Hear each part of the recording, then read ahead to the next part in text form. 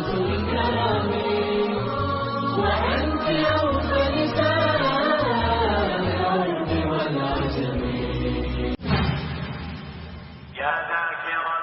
ذاكر الأصحاب كن متأدبا واعرف عظيم منازل الأصحاب هم صفوة رفعوا بصحبة أحمد وبذاك قد خصوا من الوهاب.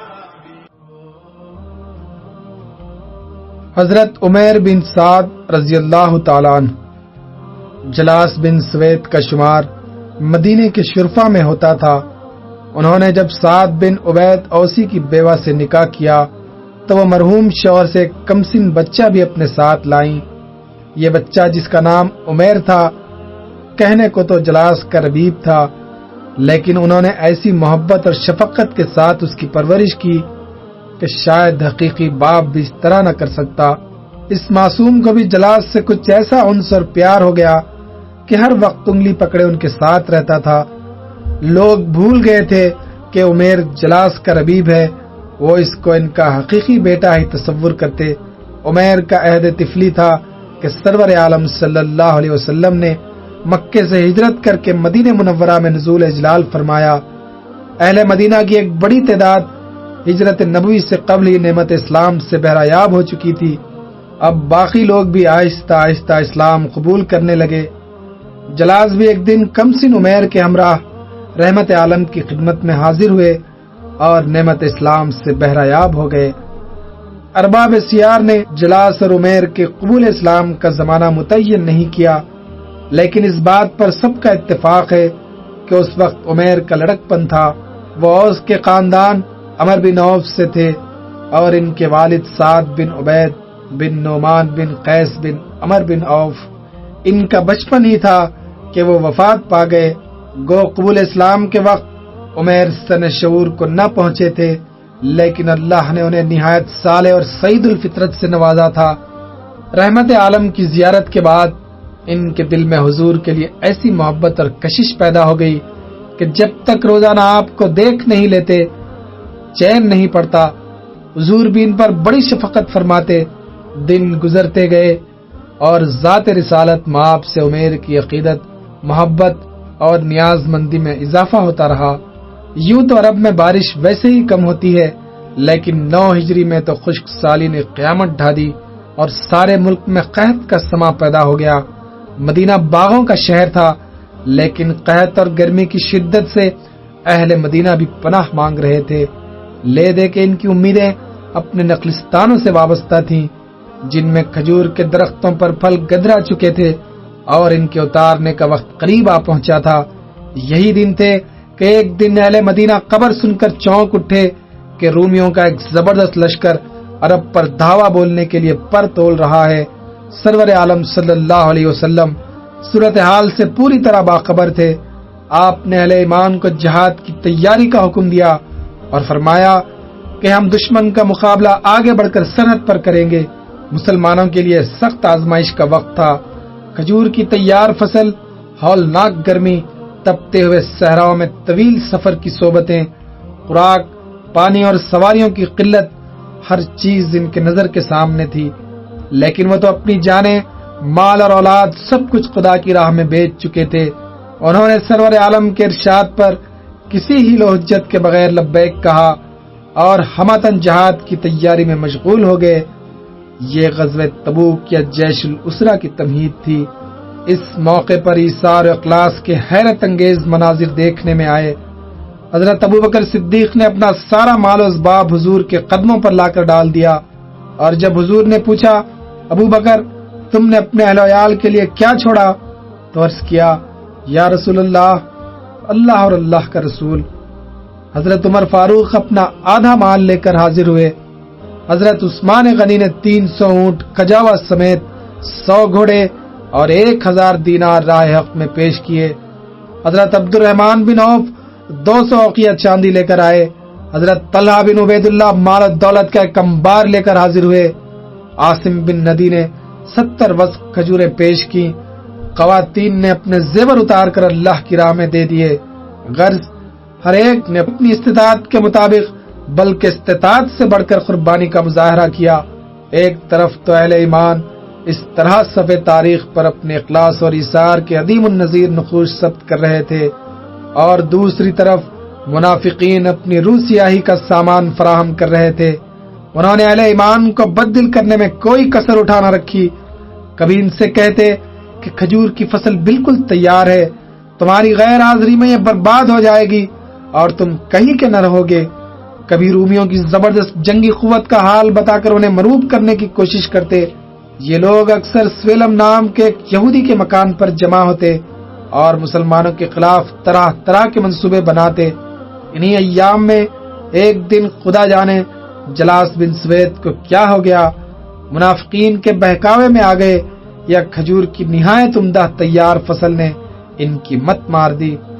اچھے بھلے مسلمان، کئی غزوات میں بھی شرکت کا شرف انہیں حاصل تھا، لیکن وائے بدبختی کہ ایک مجلس میں ان کی زبان سے الفاظ نکل گئے، اگر محمد اپنے دعوے میں سچے ہیں تو ہم گدھوں سے بھی بدتر ہیں صلی اللہ علیہ وسلم۔ اس موقع پر عمیر بن سعد بھی موجود تھے۔ وہ اگرچہ نو عمر تھے، لیکن ان کی پیشانی پر صبح سعادت کا نور چمک رہا تھا اور دل میں رحمت عالم کی محبت کا سمندر موجزن تھا۔ اپنے آقا و مولا کے بارے میں جلاس کی زبان سے الفاظ سنے تو ان کا خون کھول اٹھا، کڑک کر بولے، محمد ضرور سچے ہے اور تم یقیناً گدھوں سے بدتر ہو صلی اللہ علیہ وسلم۔ جلاس نے عمیر کی بات سنی تو سناٹے میں آ گئے۔ یہ لڑکا جس نے کبھی ان کے سامنے آنکھ تک نہ اٹھائی تھی، آج ان کے منہ آ رہا تھا۔ بڑے جذبر ہوئے اور بولے، کیا اسی دن کے لیے میں نے تجھے پال پوس کر بڑا کیا تھا؟ اب میں تیری کفالت سے باز آیا، کوئی اور جگہ ڈھونڈو۔ سونتلے باپ سے جلی کٹی سننے کے بعد عمیر سیدھے رسول اکرم کی خدمت میں پہنچے اور سارا واقعہ بلا کم و کاست عرض کر دیا۔ حضور نے جلاس کی جسارت پر تعجب کا اظہار فرمایا اور فوراً ان کو بلا بھیجا۔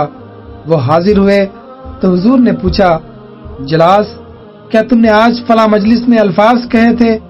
جلاس کو اقرار کرنے کی ہمت نہ پڑی، صاف انکار کر گئے۔ اس وقت لسان رسالت پر یہ آیت جاری ہو گئی، وہ اللہ کی قسم کھاتے ہیں کہ ہم نے تو نہیں کہا، حالانکہ بے شک انہوں نے کفر کا کلمہ کہا اور مسلمان ہوئے پیچھے کافر ہوئے اور ایسی چیز کا قصد کیا جس کو نہ پایا، اور یہ سب کا بدلہ دیا کہ اللہ اور اس کے رسول نے اپنے فضل سے ان کو دولت مند کر دیا، سو وہ اگر توبہ کر لے تو ان کے حق میں بہتر ہے۔ سورہ توبہ آیت 74۔ حضور وحی الہی کے الفاظ پڑھتے جاتے تھے اور جلاس کے چہرے کا رنگ متغیر ہوتا جاتا تھا۔ جب آپ خیر اللہم پر پہنچے تو جلاس کی چیخ نکل گئی، بے اختیار رحمت عالم کے قدموں پر گر پڑے اور عرض کیا، یا رسول اللہ، خطا کار ہوں، درگزر چاہتا ہوں، مجھ سے بھول ہوئی، اب توبہ کرتا ہوں، للہ بخش دیجئے۔ سرور عالم رؤوف الرحیم تھے، آپ کو جلاس پر رحم آ گیا اور آپ نے انہیں معاف فرما دیا۔ اس کے بعد وہ حقیقی معنوں میں مسلمان ہو گئے اور پھر اپنے کسی قول یا فعل سے کبھی شکایت کا موقع نہ دیا۔ توبہ قبول ہونے کی خوشی میں انہوں نے عمیر کو پھر اپنی کفالت میں لے لیا اور جب تک زندہ رہے ان کو اپنے سے جدا نہ کیا۔ جلاس کے اعتراف گناہ اور قبول توبہ کے موقع پر حضرت عمیر کو شرف حاصل ہوا کہ حضور نے شفقت آمیز انداز میں ان کا کان پکڑ کر مسکراتے ہوئے فرمایا، لڑکے تیرے کانوں نے ٹھیک سنا تھا۔ حضرت عمیر بن سعد عہد رسالت میں اگرچہ کم عمر تھے، لیکن سرور عالم سے بے پناہ عقیدت و محبت اور بارگاہ نبوی میں باقاعدہ حاضری نے انہیں منبع فضل و کمال بنا دیا تھا اور وہ اسلامی اخلاق کا پیکر جمیل بن گئے تھے۔ ان کے جوش ایمان کا اندازہ اس بات سے کیا جا سکتا ہے کہ نابالغ ہونے کے باوجود جیش الاسراء میں والہانہ شریک ہوئے اور دوران سفر میں پیش آنے والی تمام مصیبتیں کندھا پیشانی سے برداشت کی۔ رسول اکرم نے رحلت فرمائی تو انہیں اس قدر صدمہ ہوا کہ کہیں آنا جانا چھوڑ دیا اور ہر وقت عبادت میں مشغول رہنے لگے۔ طبیعت پر خشیت الہی اور خوف آخرت کا غلبہ تھا، اس لیے نہایت زاہدانہ زندگی گزارتے تھے، لیکن وہ محض زاہد مرتاض ہی نہیں تھے بلکہ لوگوں کے دکھ سکھ میں بھی برابر شریک ہوتے تھے۔ اللہ تعالیٰ نے ذہن رسا عطا فرمایا تھا، پیچیدہ سے پیچیدہ مسائل کو آنے واحد میں سلجھا دیتے۔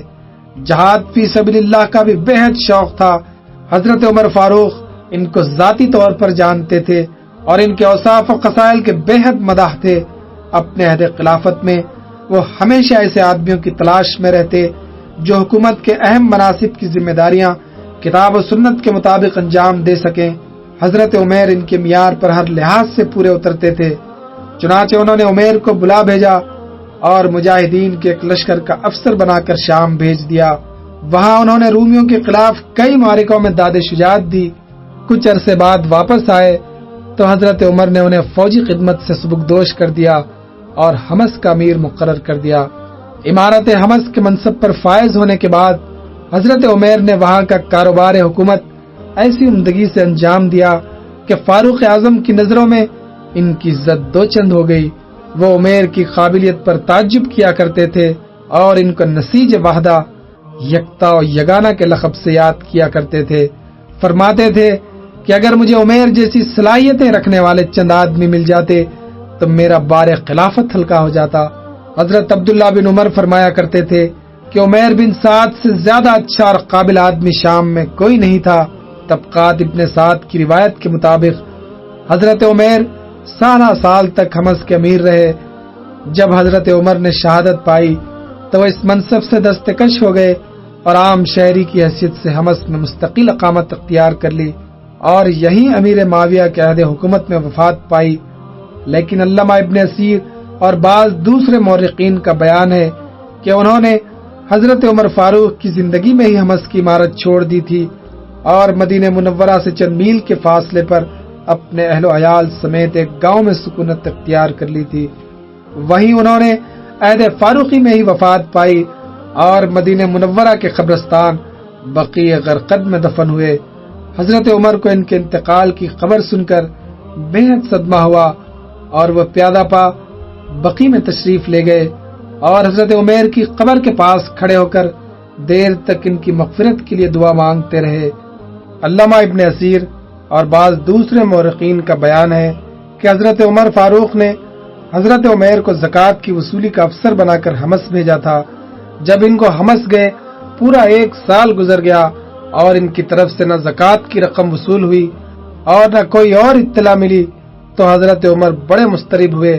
وہ اپنے عمرہ اور عمال پر کڑی نظر رکھتے تھے اور چاہتے تھے کہ وہ انہیں باقاعدگی سے خط بھیجتے رہا کریں۔ حضرت عمیر کی طویل خاموشی ان کے لیے ناقابل برداشت تھی۔ چنانچہ انہوں نے عمیر کو ایک سخت خط لکھا کہ اب تک جس قدر رقم وصول ہوئی ہو اسے لے کر مدینہ حاضر ہو۔ حضرت عمیر کو فاروق اعظم کا خط ملا تو انہوں نے زاد راہ کا تھیلا کندھے پر ڈالا اور اپنا عصا ہاتھ میں لے کر پیدل ہی عازم مدینہ ہو گئے۔ جب کئی دنوں کی پرصحبت سفر کے بعد مدینہ منورہ پہنچے تو یہ حال تھا کہ بال بڑھ گئے تھے، چہرہ سانولا ہو گیا تھا اور جسم گرد و غبار سے اٹا ہوا تھا۔ دربار خلافت میں پہنچے تو حضرت عمر ان کو اس حال میں دیکھ کر حیران رہ گئے اور پوچھا، عمیر یہ میں تمہیں کس حال میں دیکھ رہا ہوں؟ عمیر بولے، امیر المومنین اللہ کے فضل سے میں اچھا بھلا ہوں۔ ہاں میرے ساتھ دنیا ہے جس کی گراں باری تلے دبا جا رہا ہوں۔ حضرت عمر، آخر تمہارے پاس کون سی دنیا ہے؟ عمیر بولے، امیر المومنین یہ میرا تھیلا ہے جس میں اپنا زاد راہ ڈال کر چلا تھا، یہ ایک پیالہ ہے جس میں کھانا کھاتا ہوں یا اس میں پانی بھر کر اپنے کپڑے اور سر دھوتا ہوں، یہ میرا مشکیزہ ہے جس میں وضو اور پینے کا پانی رکھتا ہوں، یہ میرا عصا ہے جس سے حشرات الارض اور دشمن کا مقابلہ کرتا ہوں، آخر انہی چیزوں کا نام تو دنیا ہے۔ حضرت عمر یہ سن کر اللہ اکبر پکار اٹھے، پھر پوچھا، کیا تم نے سارا سفر پیادہ کیا ہے؟ جی ہاں، عمیر نے کہا۔ حضرت عمر، کیا وہاں کوئی ایسا نہ تھا جو تمہارے لیے سواری کا انتظام کر دیتا؟ عمیر، نہ میں نے کسی سے مطالبہ کیا اور نہ کسی نے سواری کا انتظام کیا۔ حضرت عمر، وہ لوگ کتنے برے ہیں جنہوں نے اپنے امیر کی تکلیف کا احساس نہیں کیا۔ عمیر، امیر المومنین ایسا نہ کہیے، وہ لوگ مسلمان ہیں اور میں نے انہیں اکثر نماز پڑھتے دیکھا ہے۔ حضرت عمر، تمہیں معلوم ہے میں نے تمہیں کہاں بھیجا تھا اور کون سا کام تمہارے سپرد کیا تھا؟ عمیر، امیر المومنین آپ نے مجھے جہاں بھیجا تھا وہاں کے خدا ترس اور امانت دار لوگوں کو جمع کیا اور انہیں محاصل کی وصولی کا ذمہ دار بنایا. جو کچھ وہ وصول کر کے لائے اسے ان کی ضرورتوں پر خرچ کر دیا. اگر کچھ بچتا تو دربار خلافت میں بھی ضرور بھیجتا. حضرت عمر ان کا جواب سن کر بہت خوش ہوئے اور فرمایا مجھے تم سے یہی امید تھی، اب تم واپس اپنے عہدے پر جاؤ. عمر امیر المومنین اب مجھے اس ذمہ داری سے سبکدوش کر دیجئے، مجھ میں یہ بوجھ اٹھانے کی ہمت نہیں ہے. ہر وقت دھڑکا لگا رہتا ہے کہ کسی بات پر آخرت میں نہ پکڑا جاؤں. ایک دن عمارت کی ترنگ میں ایک نصرانی کو کہہ بیٹھا کہ خدا تجھے قار کرے، اسی وقت سے ضمیر ملامت کر رہا ہے. اب میں کبھی عمارت کی ذمہ داری قبول نہیں کروں گا. حضرت عمر نے ان پر بہت زور ڈالا کہ وہ اپنے عہدے پر بدستور کام کرتے رہیں، لیکن وہ نہ مانے اور اپنے اہل و عیال کے ساتھ مدینے سے چند میل کے فاصلے پر ایک گاؤں میں مقیم ہو گئے.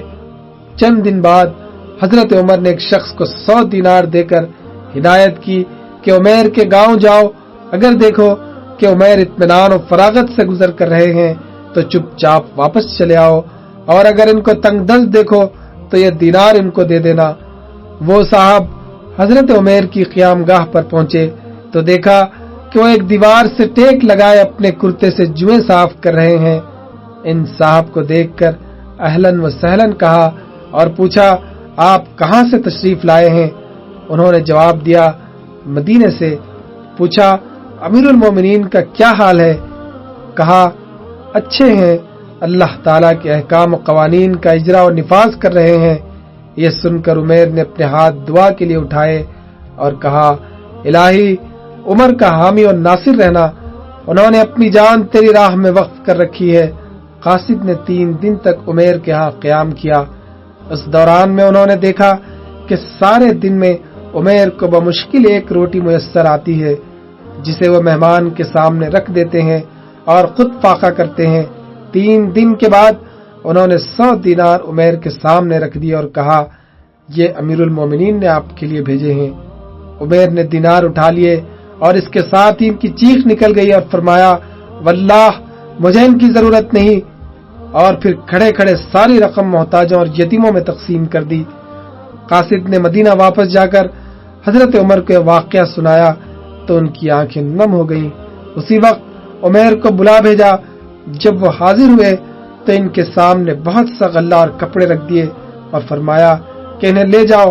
عمیر نے عرض کی امیر المومنین غلے کی مجھے ضرورت نہیں، کیونکہ جس وقت میں گھر سے چلا تو 2 سا جو میرے گھر میں موجود تھے. البتہ کپڑے میں لے لیتا ہوں کیونکہ میری بیوی ان کی محتاج ہے. عرصے سے تن پوشی کے لیے اسے پورا لباس میسر نہیں ہے. اس واقعے کے تھوڑے ہی عرصے بعد عمیر بن سعد نے دائی اجل کو لبیک کہا. ان کی اولاد میں 2 لڑکوں عبد الرحمن اور محمد کا نام کتب سیار میں ملتا ہے. حضرت عمیر کا شمار فضلائے صحابہ میں ہوتا ہے. ان کا زہد و تقوی مثالی حیثیت رکھتا تھا اور حضرت عمر فاروق ان کی بہت عزت کرتے تھے. چند حدیثیں بھی ان سے مروی ہیں جن کے راویوں میں زبیر بن سالم، ابو طلحہ قلانی اور ابو ادریس قلانی جیسے اصحاب شامل ہیں رضی اللہ تعالیٰ عنہ. نبی کے صحابہ کے راستے پہ چل کے دلوں کا سکون ہم نے حاصل کیا ہے. نبی کے صحابہ کے راستے پہ چل کے دلوں کا سکون ہم نے حاصل